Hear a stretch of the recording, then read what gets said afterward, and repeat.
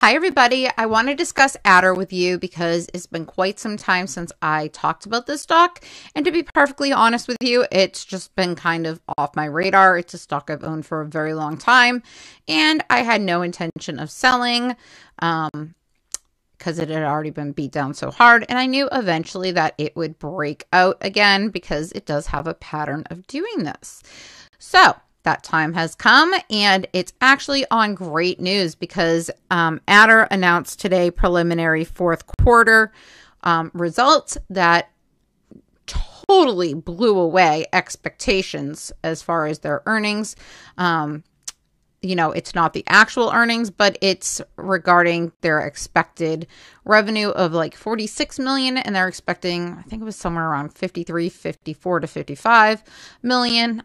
Anyways, much higher than what the analysts had predicted. So that being said, ATER really made a nice move to the upside. And guys, I think that there's a potential for it to continue because I think it brought eyes to ATER once again, and the volume was phenomenal today. Let's take a look. Real quick, guys, before I get started, this is not a recommendation to buy, hold, or sell any stock in ATER. Always do your own DD. If you could, smash that like button for me. I greatly appreciate it, and it helps out with the algorithm so other people know what's going on with ATER as well.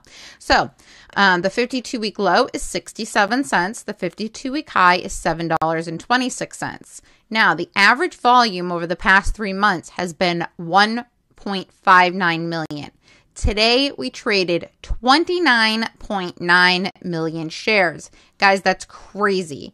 The free float is 73.22 million, and there are 80.87 million total shares outstanding. So we traded, you know, more than a third of the entire shares that this stock has in one day, guys. And it's normally traded, you know, 1/80th of that. So this is huge, and I think that we are going to see a nice move continue upwards in ATER if it follows what it normally does when it breaks out. So if we look at what analysts are predicting, 4 of them have rated it. It is a buy right now. The low is $1.25, the high is $4, and the average is $2.25. Now, when the actual earnings do come out, I wouldn't be surprised if we saw some increases to these analyst price targets. Currently, it is giving off a strong bullish signal that it is showing a short and medium term move to the upside, which I love to see. And 26.27% of all ownership is institutions, corporations own 4.7%, and insiders own 4.71%. And there's a holding company that owns 0.14%, leaving 64.18% to others, meaning you and I and other retail investors. So as you can see, there's a nice diversity here of who owns this stock, and if you're buying it now, you're getting it very, very cheap. Where we're at and the where short we're going. interest is 13.5%. Now, please take this with a grain of salt. I'd be willing to bet it's actually much higher than that. But again, I have no proof. This is only what is reported. And the only people that have to report their short positions are pension funds and other funds that need to disclose. Now, even that 13.5% though, it would take 8.41 days to cover that.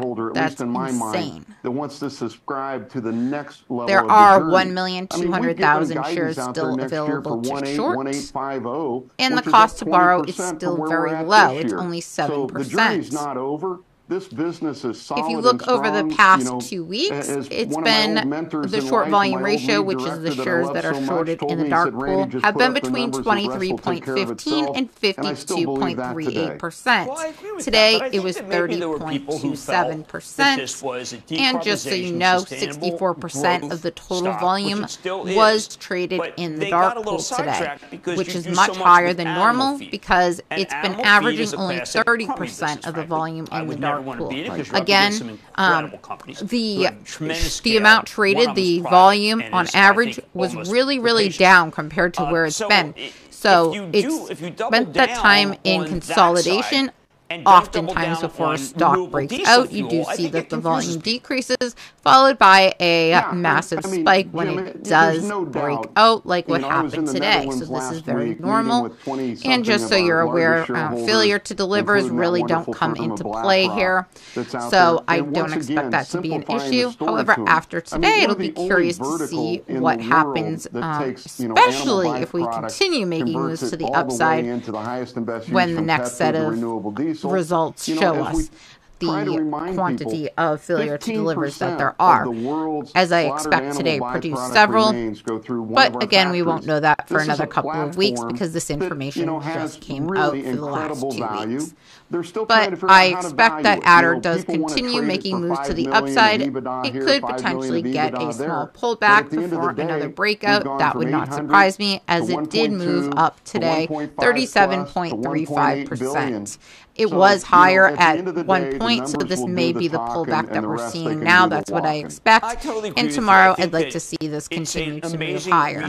Or if not tomorrow, then on Thursday. Thank you so much for watching, and enjoy the rest of your night.